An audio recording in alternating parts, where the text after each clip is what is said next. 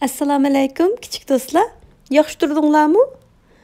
Bugun biz uchun nihoyatda ulug' bo'lgan Qur'on kitobimizdagi qissalarning oxirini davomli anglaylik. Oldin qitim biz aka-ukalar, ya'ni Qobil va Hobil to'g'risidagi qissani anglagandik. Bugun biz Nuh alayhisalomning kemisi degan qissani anglab baqaylik. Undaqda hikoyamizni boshlaylik.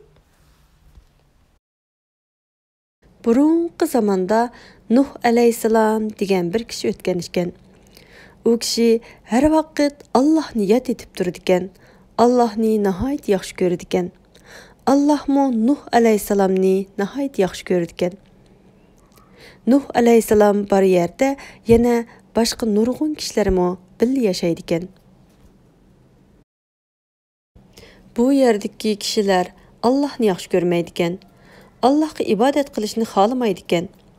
Nuh alayhisalom bo'lsa, nihoyat savrchan kishi bo'lib, har kuni o'yma-o'y kirib, ularga Alloh to'g'riliq so'zlab berdi ekan. Ularni Alloh yo'lida ibodat qilishga da'vat qiladi ekan.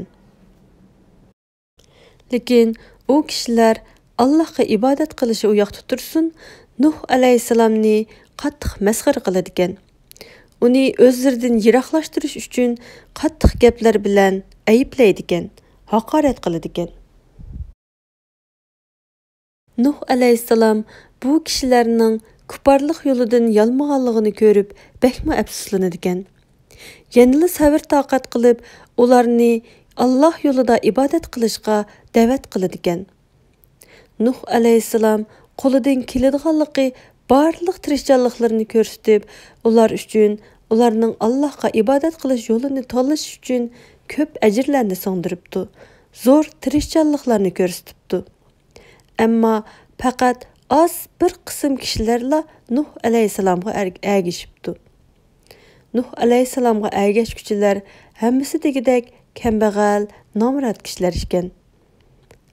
Qavmning katta boshlari bo'lsa, Nuh alayhisalomni yanada masxara qilib, uningga hargizmi ergashmabdi.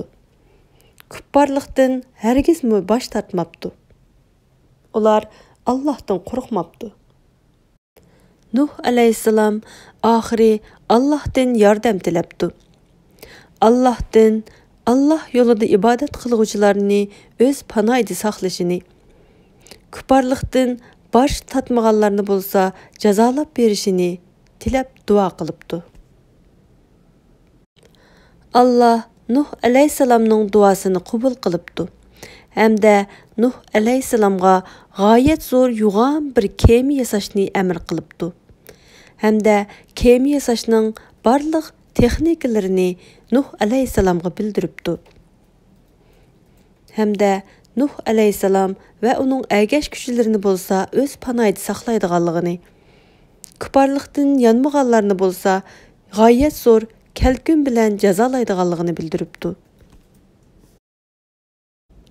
Uzun yillik jafoliq ishlash orqali oxiri kema putib chiqibdi. Ertasidan boshlab bu yerda yomg'ir yog'ishga boshlabdi. Yomg'ir hech bir to'xtaydigandek qilmabdi. Nuh alayhisalom va uning ergashuvchilari kemaga chiqibdi.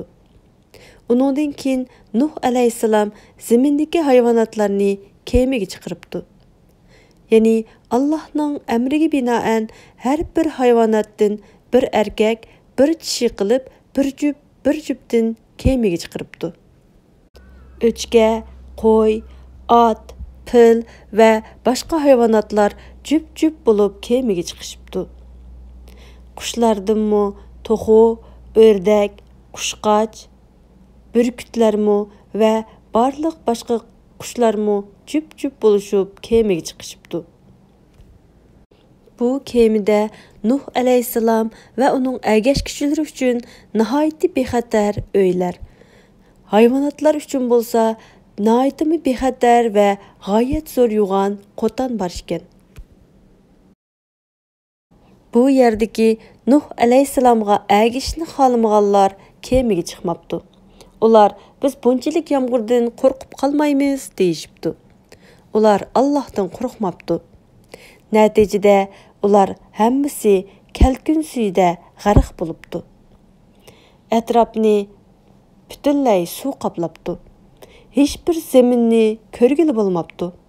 Hatto eng egiz tog' cho'qqilarigacha suv ostida qolibdi. Bu g'oyat zo'r kema bo'lsa, kuchlik to'lqinlarda u yoqdan bu yoqqa qattiq chayqilib olg'a ilgirlabdi. Nuh alayhissalom mana mushundaq dahshatlik manzar oldidimi qilcha uduqmasdan o'ziga boshdan oxir yordam qilib kelgan Allohga duo qilibdi. Kemidagi boshqa kishilar bo'lsa bekmi qo'rqishibdi. Alloh hammani bilib turibdi. Mana mushundaq dahshatlik minutlarda Alloh osmonga yomg'irni to'xtatishni, zaminga suvni yutishni buyruq qilibdi. Yomg'ir to'xtabdi. Bütün zaminni qoplagan suv bo'lsa, zaminga singishga boshlabdi.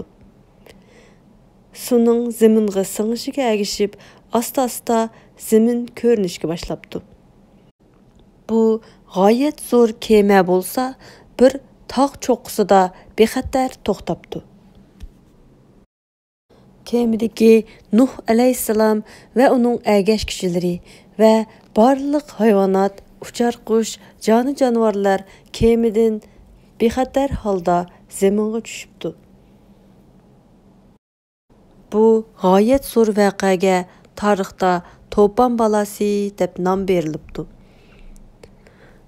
Nuh alayhissalom va uning ergashguvchilari To'fon balasidan sog'-salomat o'z panoyida saqlagan Allohga cheksiz hamd sanolar aytibdi. Zamin o'z asliga yenibdi.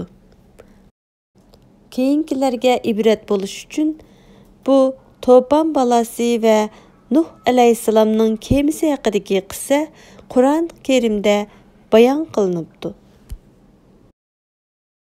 Shunday qilib Nuh alayhissalom va uning kemasi to'g'risidagi qissa mana mush yerda oyoqlashdi. Undaqda kelar qitimliq hikoyamizni ko'rishaylik. Xayr xo'sh.